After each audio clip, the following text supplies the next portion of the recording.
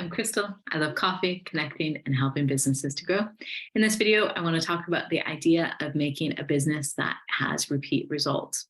I've walked you through, if you've watched the other videos in this masterclass, about how to create a clear vision for your business, about how to adopt a leadership mindset, about how to create executive strategy, and how to take accountable action.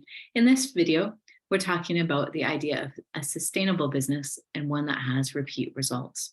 Oftentimes in the online business world, we've all seen the businesses that launch really well, and then they either do a feast and famine cycle. So they go from launch to launch, then they get so busy fulfilling customer needs and orders and desires and products that they forget about the other functions of business. And then a few months later, have no business because of that.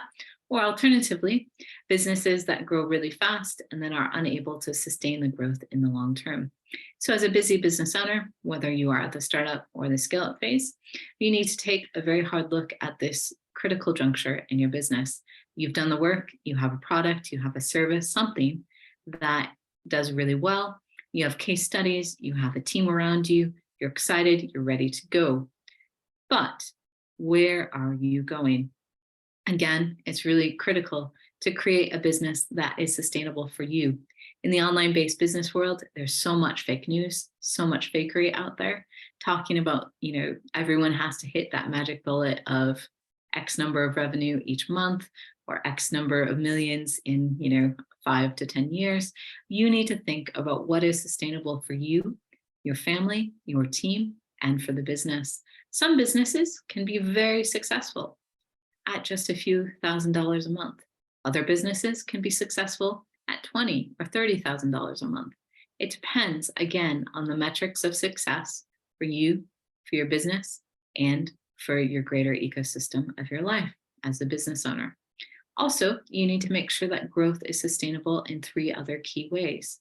That it's not just sustainable for you as a business owner, but that it's sustainable in terms of time for the business, because sometimes as busy business owners, we create these digital products and these digital offerings, and they work brilliantly in those iterative cycles that we do.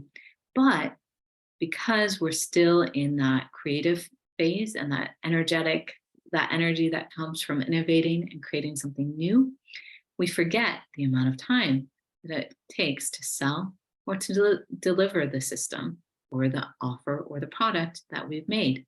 So we need to make sure that as we get ready to scale up to lots of people, to make a global impact, that our business, the product, and all the systems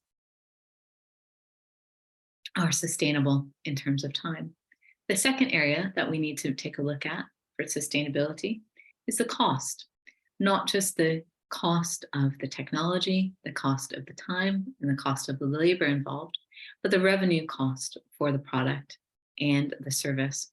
Oftentimes, when we are in the startup and scale-up phase and we're creating a new product, we're using different methodologies, we might beta sell, give a discount, give a product discount, because we're creating, because we're innovating, because we're making something better.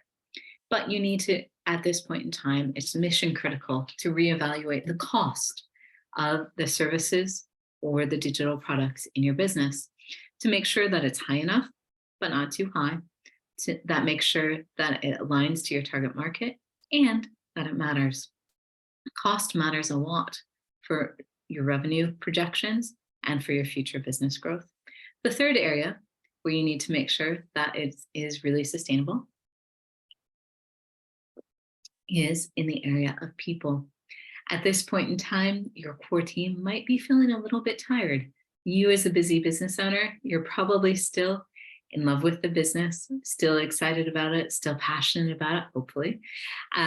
If you're in the startup phase, if you're in the scale-up phase, you realize the importance of having a good team and investing in them, as well as making sure that your team is getting adequate work-life balance, that they are getting adequate compensation for their work and adequate appreciation for their work, because they've worked really hard to deliver some amazing results to have gotten you to this phase. And so you need to make sure that you're appreciating them, compensating them, and making sure that their work is sustainable for the long haul. The second part of looking at repeat results in your business is automation and systems in your business. As business owners, some of us love systems, some of us hate systems, but that is what makes the world go round. Think about it like your car, or like um, any type of aircraft or engine. In your business, you got an engine. You got to make sure we've worked really hard to create that engine, to lay the foundation.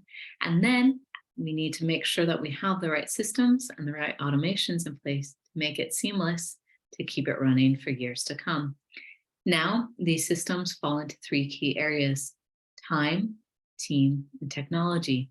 Time is the biggest system in your business, and it's the most underutilized one.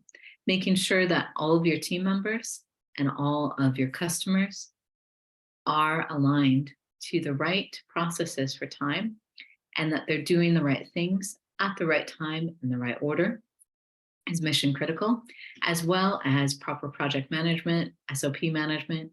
All of those things matters in the area of time.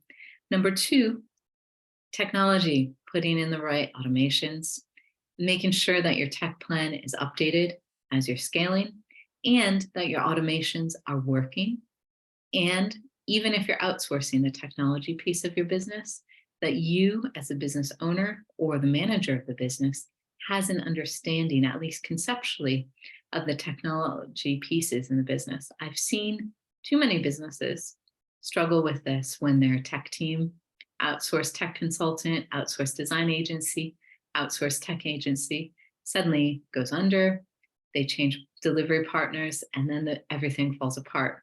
So it's really, really critical that if you used outsourced providers, that you're aligned to them, and that you get updates from them, and that you understand how things work, what programs you're using, what sorts of automations, connections, and those types of relationships between the different pieces of tech are happening. Because at the end of the day, if an external provider goes under, you change providers, you need to have an understanding to continue the same level of delivery in your business. The third important thing about repeat results in your business is time, tech, and team. I talk a lot about team, but making sure that your team is ready for repeat result matters. If you think about, your first job that you had maybe as a teenager in your early 20s, you want to make sure that you can set each role and each part of your business up for somebody who can come in externally and within a few days or a few hours, learn the task and learn the job quite quickly. The reason why that matters so much is because you need to be able to quite quickly not be reliant on just one team member or one person. Yes, you need to be very human-centered in your team, and your business needs to not just be reliant on one person or one person's repository of knowledge or something like that. I've seen too many businesses struggle when they've had a couple team members leave the business after 3 to 5 years or after 20 years retiring. There's certain things that you have to be clear about in your business, and you have to make sure that you don't set up the business so that key mission critical information is just kept inside one person's mind and isn't accessible to everyone in the business. Otherwise, it's not set up for repeat results and for greater success. So as you set up your business for repeat results, you put in the systems for tech and automation and team and all those processes that come with it. What do you do with it? And this is a question that business owners come to me and my team, and we talk about. What do you do with business that you've grown, that you've loved, that you've scaled, and you might not feel so passionate about anymore? On one hand. On the other hand, you might feel super passionate and want to work in it for 20, 30 years, 40 years in some cases. And that's amazing, and that's awesome, and that's great. Some business owners also want to go on to sell their business, want to give it to a family member, or they want to be able to add it into something else to do more good in the world. Whatever it is that you want to do with your business, it's an amazingly beautiful time and an opportunity to create something better and bigger for more impact in the world. The other thing that people might do at this phase is seek additional funding. This works especially if you have a very innovative product or something that could scale quite quickly, make a huge impact, and be really good. I will make another video about funding because I have some very, shall I say, non-traditional thoughts on the way that business finance and business funding works at the moment. And I think that things are going to shift quite radically in that field very quickly. Anyway, you've done it, you've worked hard, you've built your business for repeat results. Well done. I'd love to connect with you either in my Facebook group or on a phone call, or just see where your business is going to go next, or what it is that you're going to do with your business. Because at the end of the day, we start our businesses because we have a need, and then we have a greater vision. So look forward to it. Thank you. Bye.